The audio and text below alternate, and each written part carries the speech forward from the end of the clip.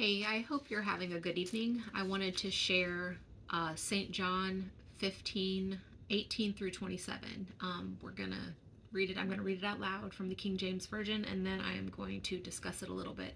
And I hope anyone who checks this video out will find some of the things in it helpful, especially if you're not familiar with that particular part of Scripture. 18.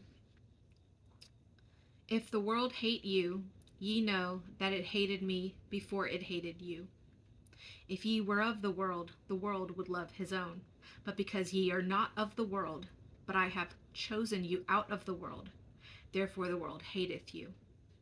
Remember the word that I said unto you, the servant is not greater than his Lord. If they have persecuted me, they will also persecute you. If they have kept my saying, they will keep yours also. But all these things will they do unto you for my name's sake, because they know not him that sent me. If I had not come and spoken unto them, they had not had sin, but now they have no cloak for their sin. He that hateth me hateth my Father also. If I had not done among them the works which none other man did, they had not had sin. But now have they both seen and hated both me and my Father. But this cometh to pass, that the word might be fulfilled that is written in their law. They hated me without a cause. But when the Comforter is come, whom I will send unto you from the Father, even the Spirit of truth, which proceedeth from the Father, he shall testify of me. And ye also shall bear witness, because ye have been with me from the beginning.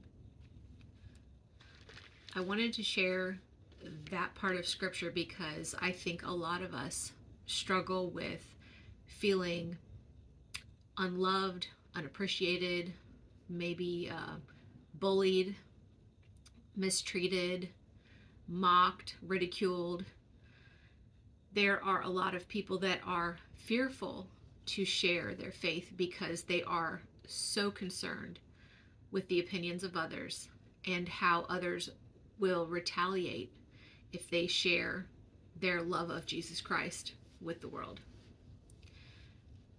As your strength in your faith grows, you will discover that the opinions of man are very unimportant when it impacts your faith.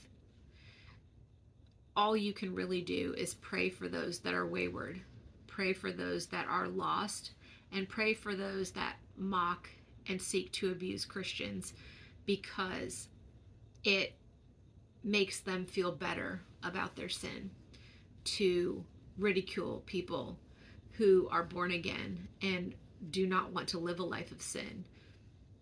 You can have issues that, for lack of a better word, maybe would be questionable in society's eyes. You can have a past that is marred, and you can still be born again and choose to live a different sort of life going forward. But there are going to be people, when you do that, that are going to never acknowledge the change in you. They are going to insist that they perpetuate the image they have of you, the previous perception they have of you. And the truth is, just like it says in other parts of Scripture, they must depart from you because you don't know them and they don't know you. And that's okay. Sometimes that's necessary for your salvation and your survival. It's not to say that we don't miss people that have been a part of our lives, but you have to chart a course that's going to ensure your salvation. And sometimes that requires no longer being in the vicinity of people that are living in extreme sin and are trying all the time to drag you back into that, almost like crabs in a bucket.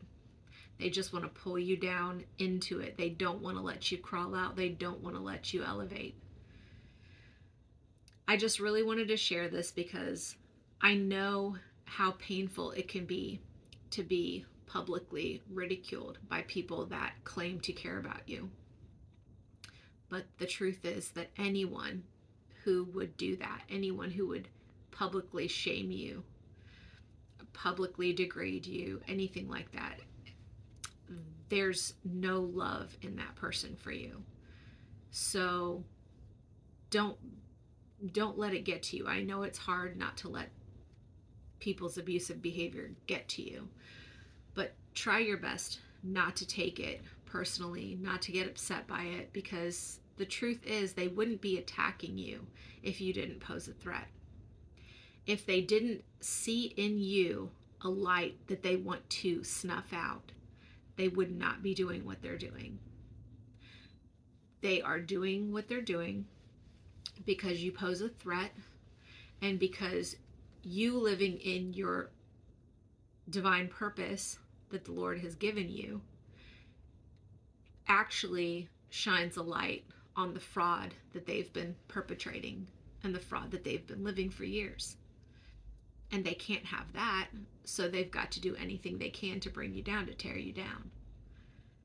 Just because they are insistent that that is their mission does not mean that you have to participate.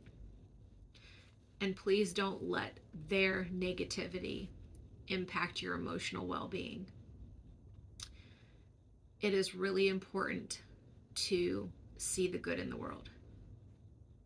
It is really important to try to focus on the positive, in spite of whatever struggles we all are going through.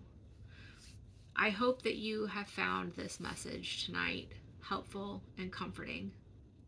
I know that I have found it extremely comforting. God bless you all.